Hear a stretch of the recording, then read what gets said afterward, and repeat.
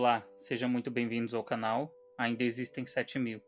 Curta, compartilhe este conteúdo, ativem as notificações e se inscrevam no canal.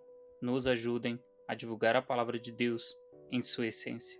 Hoje nós falaremos a respeito de um texto que se encontra em Apocalipse, capítulo 3, versículo 15, que diz o seguinte: Conheço as tuas obras, sei que não és frio nem quente. Antes fosses frio ou quente. Esta é uma mensagem direcionada à igreja de Laodiceia. É fato de que o cristianismo do século XXI está totalmente secularizado. É difícil observar e ver qual a diferença entre aquele que serve a Deus e aquele que não serve. Deus conhece as obras de cada um, bem como também sabe o teor de cada obra. Ele experimenta as obras de cada um, sabe se são doces ou amargas, quentes ou frias. Ele não só as vê, como também as experimenta. Sabe das suas propriedades, de suas intenções e inclinações. Sabe e conhece o seu sabor. Ele disse à igreja de Laodiceia que conhecia as suas obras e lhes apontou sobre qual sensação elas transmitiam. A igreja do século XXI tem um discurso cheio de rodeios. Nosso Senhor nos advertiu. É sim, sim ou não, não. O que passa disso é mornidão. É de procedência maligna. Não se pode confundir espírito de equilíbrio com espírito de mornidão. Alguns que se auto-intitulam cristãos, portadores de carteiras, cargos e cadeiras, enroscados e embaraçados com laços e armadilhas do inimigo, não tomam posição, querem se apoiar em paredes que já ruíram há tempos. Estamos vivendo em tempos onde os filhos das trevas têm sido mais prudentes e têm assumido suas responsabilidades e seus postos, tomando a dianteira e investindo de forma violenta contra a igreja, contra a família, contra os direitos humanos, contra as crianças, contra o ensino de princípios e valores. Os ataques são desferidos de forma frontal em plena luz do dia, em universidades, escolas, empresas, gabinetes e até mesmo de cima de púlpito de igrejas. O discurso do momento trata-se do politicamente correto. E muitos, com essa astúcia do inimigo, têm ficado embaraçados. Não entenderam que devem tomar sua posição no arado, ainda querem olhar para trás, sentem saudades da amizade com o mundo. Saíram de sua terra e de sua parentela, mas agora querem regressar. Estão com saudades. Olham para o Egito espiritual e sentem saudades das migalhas e da vida de escravo que levavam, sendo hospedeiros de Satanás e filhos da desobediência. É preciso entender que aquele que ainda não tomou uma posição nessa batalha, ainda que não saiba, já escolheu o seu lado. Não existe um muro espiritual onde podemos ficar em cima.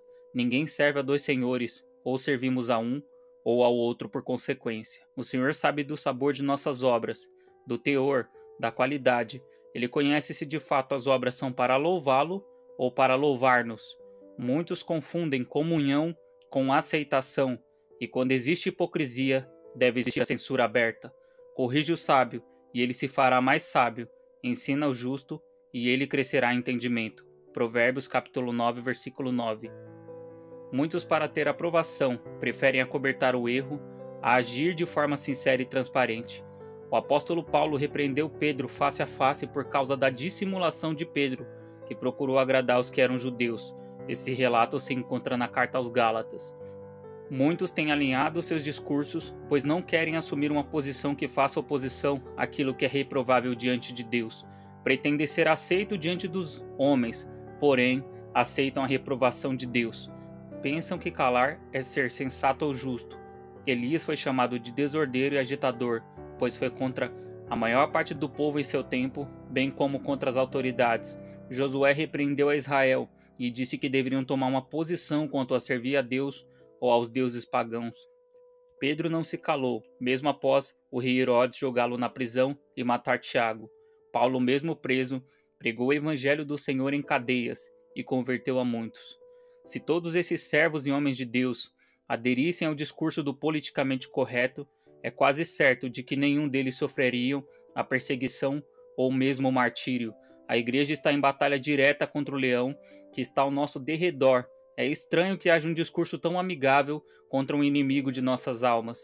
O Senhor Jesus mesmo nunca adotou um discurso morno contra as injustiças de seu tempo. Quando repreendeu as multidões, muitos se voltaram contra ele ou lhe deram as costas. Ele sabia que a alma daquelas pessoas dependia de uma escolha séria. Não era apenas segui-lo, mas decidir renunciar. Quem amar a sua vida, certamente a perderá. Quem quer a aprovação do mundo, corre um risco seríssimo de ser reprovado por Deus. Aquele que negar o Filho na presença dos homens, será negado na presença do Pai. Isso requer uma escolha séria. Estão chegando tempos de escolha, de tomar o arado nas mãos ou ser atropelado por ele, de confessar publicamente ao Senhor ou de negá-lo. É preciso saber se escolhemos servir ao Senhor ou negá-lo. A aceitação requer mudanças, transformação e comprometimento. Muitos confundem aceitar Jesus com ir para a igreja, e isso é um problema muito sério.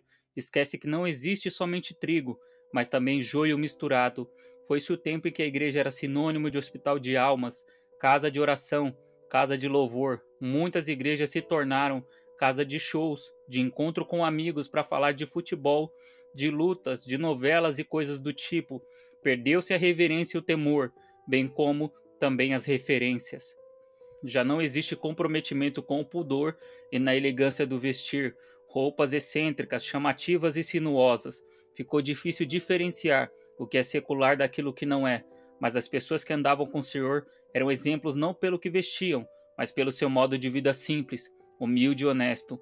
Perdeu-se o sentido real das Escrituras e até mesmo de valorização dos modos simples, dignos e honestos de vida. Tendemos a estimar o valor das pessoas pelo que vestem, comem, onde moram ou pelo seu círculo social e financeiro. Obras mortas é o que são, apresentadas diante de Deus com a mesma parcialidade do sacrifício de Caim, que era imperfeito. O próprio Senhor Jesus nos exorta a buscarmos a perfeição. Ele disse: "Sede vós, pois perfeitos, como é perfeito o vosso Pai que estás no céu." Mateus, capítulo 5, versículo 48. Ele nos exorta a buscar aquilo que deseja que nos tornemos de fato. Ele não é lisonjeiro, muito menos mentiroso. Ele expressa de forma aberta o que deseja que nos tornemos. Mas para buscarmos as coisas mais elevadas, precisamos escolher. Abraão escolheu sair da sua terra e do meio de sua parentela para alcançar uma promessa maior. Essa escolha exigiu o afastamento de sua parentela e de seu ciclo social. Ele escolheu crer e seguir as orientações de Deus, e isso foi lhe imputado como justiça. Cristão, tome sua posição. Em qual lugar dessa batalha você está?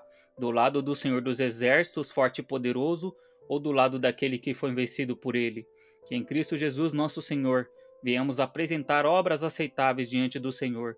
Que em nossos corações ardam a chama do Espírito Santo para nos guiar e fortalecer dia após dia, para andarmos nos caminhos do Senhor, ainda que o mundo nos rejeite, ainda que o mundo nos persiga, mas tomar a nossa posição, fazer a nossa escolha.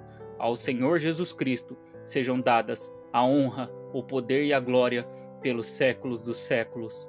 Amém.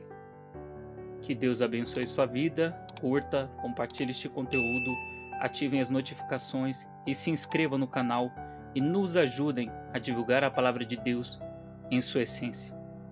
Deus abençoe.